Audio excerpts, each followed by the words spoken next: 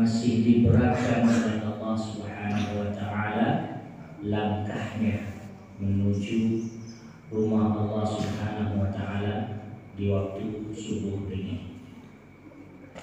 Kata Allah, betapa Allah menjanjikan sebaik-baiknya sholat subuh ini. Kalau Islam itu maju, Islam mau berkembang, kalau mau lihat Islam itu hebat tidaknya, tengok jamaah subuhnya. Kalau jamaah subuhnya seramai sholat Jumat penuh sampai keluar-keluar, nah itu tandanya Islam sedang jayanya. Tapi kalau jemaah subuhnya cuma secukup dua cukup ya, yang ada macam sekarang ni, Islam lagi 6 tahun, terjengak-jengak, maju darat, mundur melabur. Begitulah. Ada yang Allah ringankan langkahnya, kakinya menuju rumah Allah. Ada yang Allah ringankan hatinya untuk selalu menyebut nama Allah. Ada yang Allah kuatkan, Allah ringankan tenaganya untuk selalu berbuat baik demi Allah Subhanahu wa taala. Tapi jangan lupa, ada yang Allah beratkan hatinya, tangannya, kakinya untuk kebaikan. Hati-hati jika kita sudah memasuki golongan hamba-hamba yang Allah beratkan segala-galanya, baik pikiran, hati, langkah, kaki, tangan, gerak, semuanya Allah beratkan untuk berbuat kepada kebaikan. Hati-hati, jangan-jangan kita sudah ikrar janji kita untuk rumah kita, jangan-jangan kita ini sudah menetapkan kita ini ditetapkan menjadi penghuni neraka sesuai hadis Arba'in yang dijelaskan. Di sana ketika umur kita 120 hari, segala-galanya ditentukan. Umur kita, rezeki kita, ajal kita, jodoh kita, berapa bini kita sudah ditentukan di situ. Sampailah kita ditentukan kita ni ahli surga ke atau ahli neraka. Kalaupun dia berbuat perbuatan baik ahli surga, bahkan dijelaskan di situ dalam hadis Arba'in, dia berbuat perbuatannya perbuatan ahli surga selama hidupnya, sehingga dia sejengkal lagi, selangkah lagi dia mau masuk surga. Oleh kerana dia ditetapkan sebagai ahli neraka, tak jadi dia masuk surga, karena sudah sesuai catatan janjinya. Begitu pula sebaliknya, dia perbuatannya ahli neraka, tapi sehingga sejengkal lagi dia masuk ke dalam neraka, karena Allah sudah tetapkan dia ahli surga. Ada ya jalan dia kembali ke surga. Maha kuasa Allah menetapkan ini semua. Kalau itu macam mana Ustaz? Berjumpa ya kami ini tukang tunggit, subuh-subuh angkat jalan letih-letih, sejuk-sejuk, meninggalkan kasur yang empuk, meninggalkan selimut yang hangat, datang ke masjid ini nak sembahyang subuh. Kalau dah ujung-ujungnya ditetapkan ahli neraka, betul ya sisir. Kalau memang dah ditetapkan ahli surga, biarpun kita ni bermaksiat, biarpun kita ni apa, kalau dah ditetapkan sebagai ahli surga, tenang-tenang ya, pastilah itu surga. Tidak begitu. Itu hadisnya, tapi bayannya Allah memplanning sesuatu A menjadi A, itu Allah melalui proses-proses perjalanannya.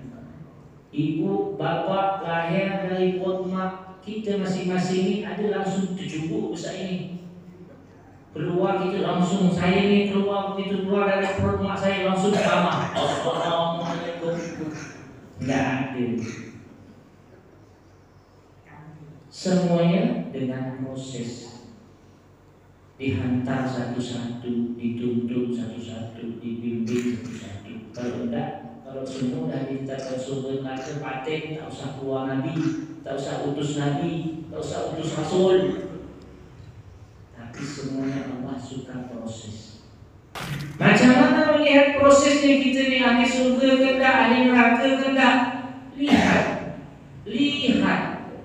Ketika Allah gerakkan kaki, tangan, mulut, pikiran, Allah ringankan semua itu untuk kebaikan, maka itu insya Allah tanda-tandanya dia ditetapkan ahli syurga. Kalau mudah ya dia nak berbuat baik, kalau mudah ya dia nak melakukan pekerjaan yang baik, kalau ringan ya dia melangkah ke tempat yang baik, termasuk ke masjid, solat jemaah, hatinya terpaut dengan masjid. Itu tanda-tanda dia ditetapkan sebagai ahli syurga. Rasa-rasa ibu ringan tak ibu pergi ke masjid? Kalau rasa tak ke masjid tu rasa kurang. Kalau tak baca Quran rasa kurang. Kalau tak apa lagi bersedekah. Kalau tak walaupun sekadar kuah yang dilebihkan untuk tetangga. Apalagi tambah bingkai berendam untuk buka puasa, masih tetangga. Kira ringan tak? Kalau ringan, insya-Allah di situ proses Allah. Tetapi bila berat nak membuat baik, orang terawih kita salah, mana letih-letih terawih kita duduk ke sana kenyang sengih, memanjatkan perut, di mana perut inilah tempat muaranya dosa. Kita manjakan, sengih, orang terawih, orang tadarus, kita malas. Atau orang ke masjid, nanti lalu, sebelum nanti. Ke subuh hari ini seperti ini, tarik selimut, tidur. Habis sahur, tunggu ajan, langsung naik subuh, langsung tidur. Dia fikir dia bisa masuk surga dengan cara yang sama. Padahal subuh ni, kata Nabi, kalau kau tahu pahalanya membayang subuh ni, berjamaah ke masjid ni, kalau kau tahu, kau merangkak pun mau pergi. Merangkak, orang mampu tengah sakit-sakit, merangkak pun mau. Kalau tahu fadilahnya solat subuh berjamaah. Ini dengarlah di keluarnya suara sini. Tak dapat ya. Yang ceramah orang yang dah sembahyang subuh justru masjid tak apa. Ini orang yang dengar yang di luar yang belum ke masjid. Ya tak apalah, insya-Allah. Itu tadi pertama.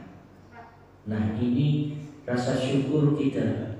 Mudah-mudahan kita tetap diistiqamahkan Allah di dalam Allah ini, di dalam kebaikan ini, di dalam yang menang-menang membuat kita ringan untuk berbuat baik. Tetap istiqamah. Yang penting itu istiqamah, mengerjakan sesuatu dengan terus-menerus.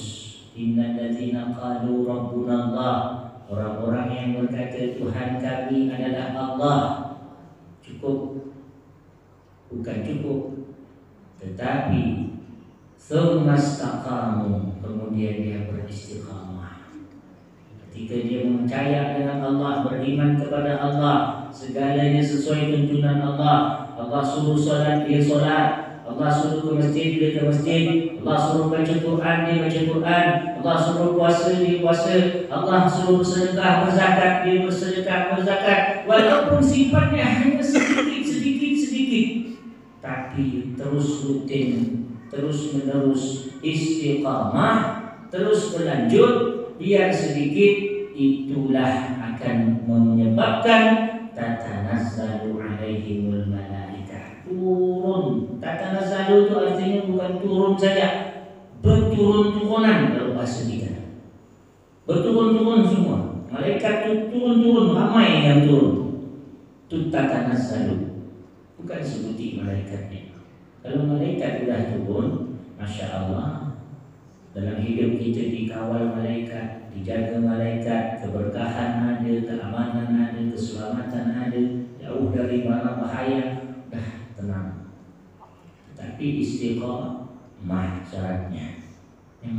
istiqomah dulu. Kalau ngaji, bulan puasa awal-awal semangat sampai 5 juz satu malam.